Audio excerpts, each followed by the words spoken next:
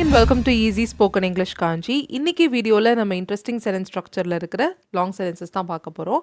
ஒரு TV show கிளிப்பிங்கை ரெஃபரன்ஸாக வச்சு அதில் இருக்கிற சென்டென்ஸ் ஸ்ட்ரக்சர் யூஸ் பண்ணி சென்டென்சஸ் ஃப்ரேம் பண்ண போகிறோம். So it's gonna be really interesting as always. So without any further delay, let's get started.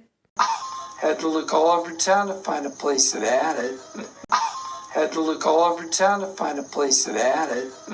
So இதில் என்ன சொன்னாங்கன்னு பார்த்தீங்கன்னா, I had to look all over town to find the place that had it. அதாவது இது இருந்த இடத்த கண்டுபிடிக்க நான் ஊரெல்லாம் தேட வேண்டியதாக போச்சு அப்படின்றதான் இதோடைய அர்த்தம். அதாவது ஏதோ ஒரு பொருளை வாங்கிட்டு வந்திருக்காரு, இது வேணும்னு நீ கேட்ட, ஆனால் இது இருந்த இடத்த கண்டுபிடிக்க நான் ஊரெல்லாம் தேட வேண்டியதாக போச்சு அப்படின்னு சொல்லுவோம் இல்லையா, அதான் இந்த sentence. So a place that had இட்னா இது வைத்திருந்த இடம் ஆர் இது இருந்த இடம் அப்படின்னு சொல்லலாம்.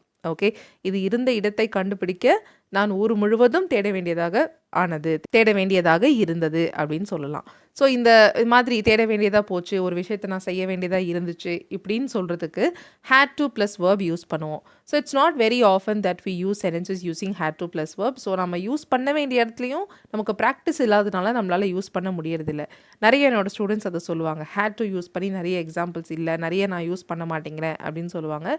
So when I came across this sentence in a TV show, the TV show is called Better Call Saul அப்படின்ற டிவி ஷோ. ஸோ அதில் பார்த்தப்பவே had to plus verb use பண்ணி கண்டிப்பாக ஒரு வீடியோ போடணும்னு நினச்சேன். ஸோ அதனால தான் இந்த வீடியோ.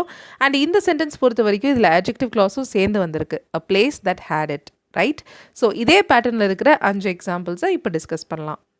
இன்றைக்கான ஃபர்ஸ்ட் எக்ஸாம்பிள், அவள் வாழ்ந்த இடத்தை கண்டுபிடிக்க நான் எல்லாரையும் கேட்க வேண்டியதாக இருந்துச்சு. ஸோ நான் எல்லாரையும் கேட்க வேண்டியதாக இருந்துச்சுன்னா எப்படி சொல்லலாம்? I had to ask everyone. I had to ask everyone.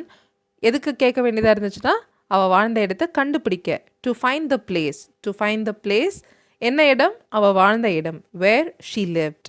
Okay, I hate to ask everyone to find the place where she lived. அவள் வாழ்ந்த இடத்தை கண்டுபிடிக்க எல்லாரையும் கேட்க வேண்டியதாக இருந்துச்சு, கேட்க வேண்டியதாக போச்சு அப்படின்னு சொல்கிறது. நெக்ஸ்ட் எக்ஸாம்பிள் பாருங்கள். அவன் ரொம்ப நாளாக வெயிட் பண்ணிகிட்டு இருந்த ப்ரமோஷனை வாங்கிறதுக்கு ஒரு மீட்டிங்லேயும் கலந்துக்க வேண்டியதாக இருந்துச்சு. ஓகே, அப்படிலாம் கலந்துக்கிட்டு தான் அவனுக்கு அந்த ப்ரமோஷன் கிடச்சிது அப்படின்ற மாதிரி சொல்கிறோம். ஸோ அவன் ஒரு மீட்டிங்லேயும் கலந்துக்க வேண்டியதாக இருந்தது. He had to attend every meeting. எதுக்கு? ப்ரமோஷன் வாங்கிறதுக்கு, to get the promotion. He had to attend every meeting to get the promotion.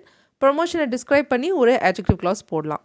அவன் ரொம்ப நாளாக வெயிட் பண்ணிகிட்டு இருக்க promotion, the promotion that he was waiting for a long time. இங்கே 2 for வந்திருக்கு.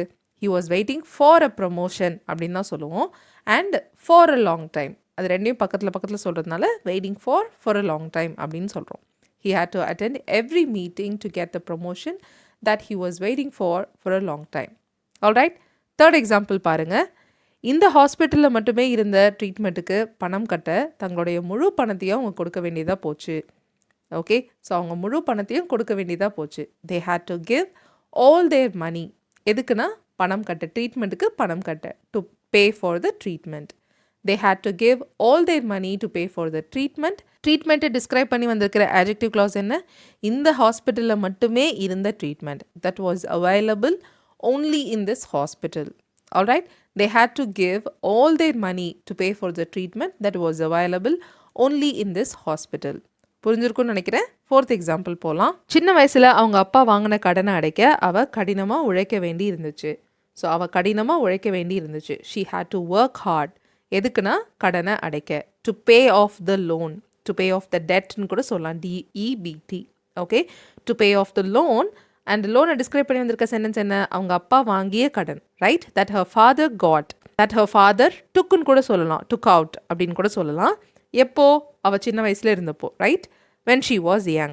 She had to work hard to pay off the loan that her father got when she was young.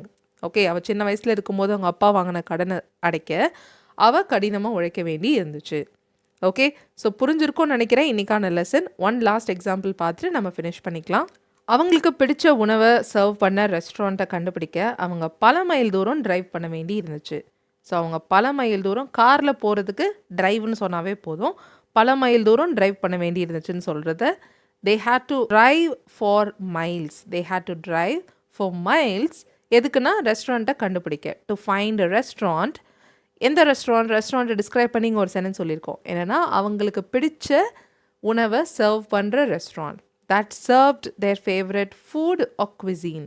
Okay, they had to drive for miles to find a restaurant that served their favorite cuisine. Alright, so that's all to do with today's lesson. இன்னைக்கு லெசனில் பார்த்த structure உங்களுக்கு புதுசாக இருந்ததா, புரிஞ்சுதா, இன்ட்ரெஸ்டிங்காக இருந்ததா அப்படின்றத please let me know in the comments. Thank you so much for watching this lesson till the very end. I'll see you all in the next video. Till then, take care and bye.